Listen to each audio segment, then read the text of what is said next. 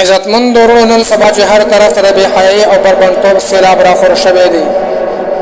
د دې په باره کې نبی کریم صلی الله علیه وسلم خپل امت ته د مخکې خبر ورکړی دی. دې لپاره چې هغوی د دین ځان بچ کولو فکر وکړي، د خپل ځان اصلاح وکړي او د آخرت لپاره تیاری وکړي. نبی کریم صلی الله علیه وسلم ارشاد فرمایلی دی قیامت به تر هغه ورځې پورې نشي قایمېدلی تر څو پورې چې خلک د ځناورو په شان په لاره او کوڅو کې د خلکو د وړاندې یعنی جما کول شروع نه کړي، سړی د سړو او ښځې د ښځو نه خپل خواهشات پوره کول شروع نه کړي.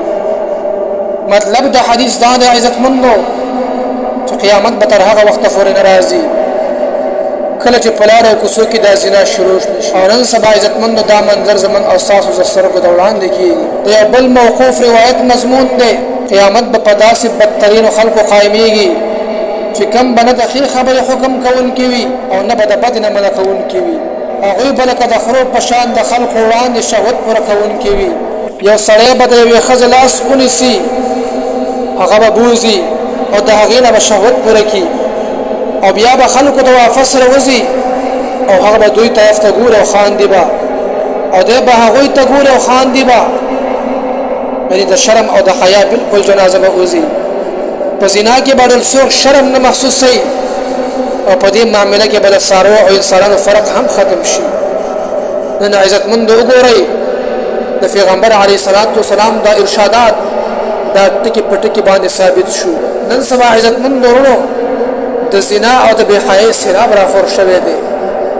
قدم په قدم بې حیايي شروع ده. تاسو لاړ شئ بازارونو ته، زنانه چې کوم دی سرتورې سرګرځي، په بدن باندې داسې لباس وي چې د هغې لاندې ټول بدن په نظر راځي. چې پیغمبر علیه الصلاة والسلام دا پیشنګویي هم ورکړې وه داسې وخت به راشي زنانه به د کپړو باوجود هم بربنډوي. صحابه په هغه ټیم کې عرض وکړی د الله رسوله دا به څنګه وخت وي چې کپړې به هم یو بربنډې به وي. پیغمبر علیه الصلاة والسلام فرمایل چې د زنانو به داسې کپړې وي، یعنی داسې نرۍ جامې به وي په هغه جامو کې به لاندې بدن په نظر راځي.